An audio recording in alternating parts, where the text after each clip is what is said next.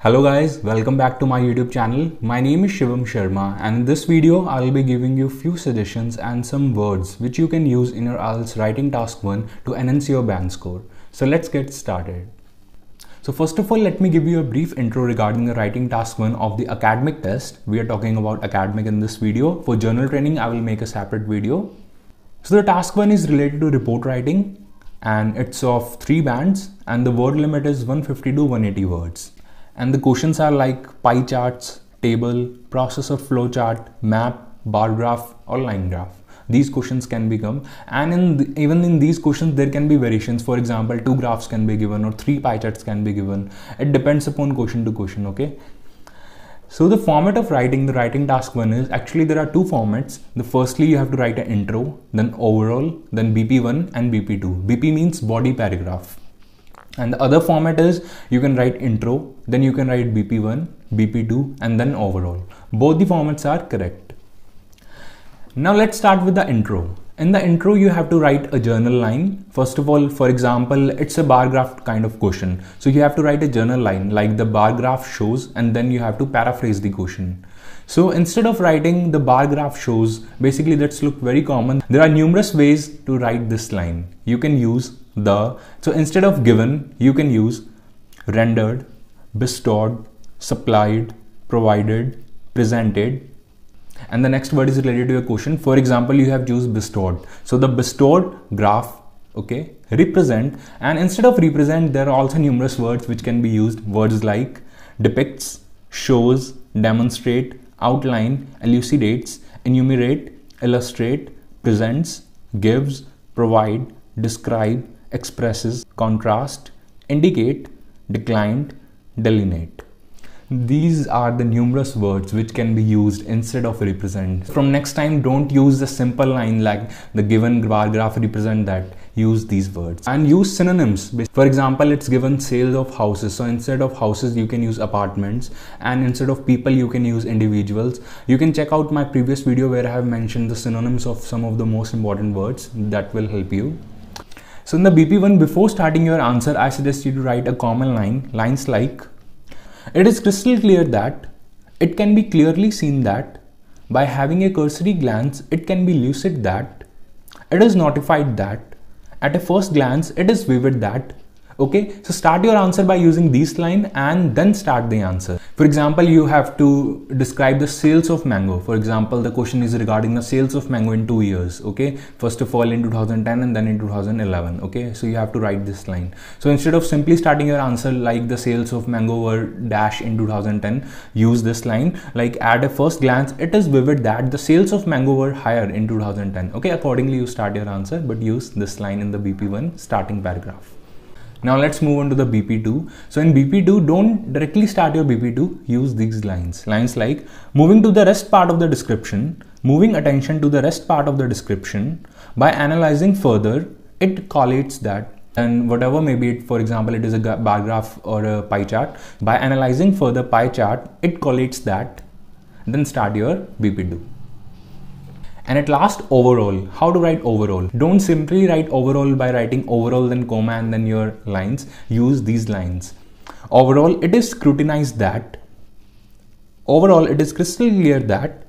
Overall, analysis demonstrate that, and then write your overall paragraph.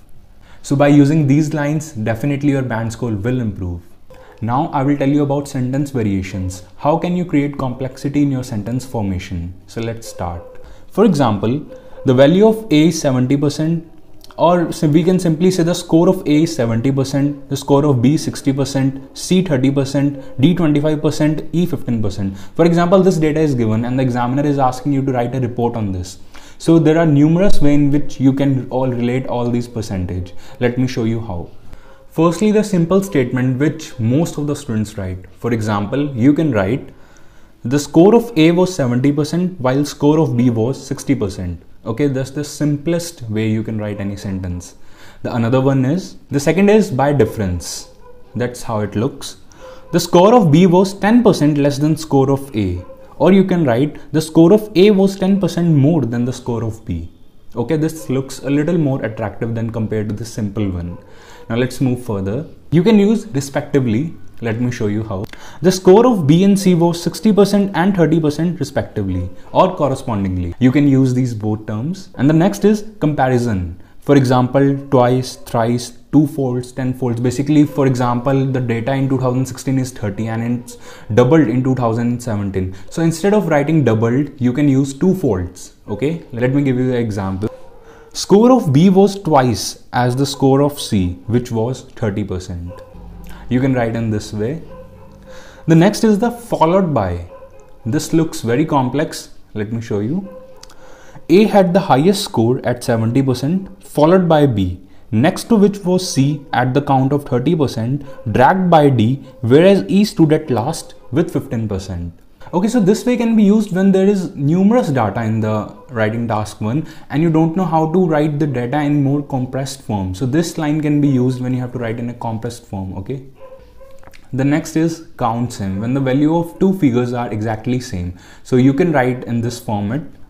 The score of A and B was same at whatever be the value. For example, it's 30%. So value of A and B is 30%. So you can write the score of A and B was same at 30%. The next is by reference, basically by mentioning year or time. So you can write the consumption of pizza rose rapidly in 2011 by 7 kg, then 2008, which was 28 kg.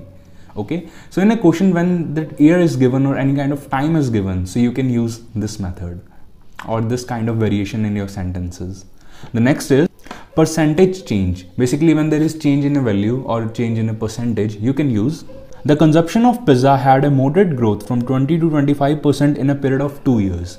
Okay, basically when there is a growth of 5%. For example, in 2010 the sales of pizza was 20%, while in 2012 it reaches to 25%. So you can write in this way. And at last is top and bottom. Basically when you have to compare the highest with the lowest or the lowest with the highest, you can use the sales of pizza topped, peaked, apex in the January or whichever may be the month. For example, it's given in the year, like in 2010 the sales of pizza were the maximum. So you can write the sales of pizza topped or peaked in the year, whatever the year may be given, you can write that year. And secondly, the number of visitors bottomed out at 1000 in 2010. For example, if you have to mention the lowest number in the graph or whatever may be the question, so you can write this line.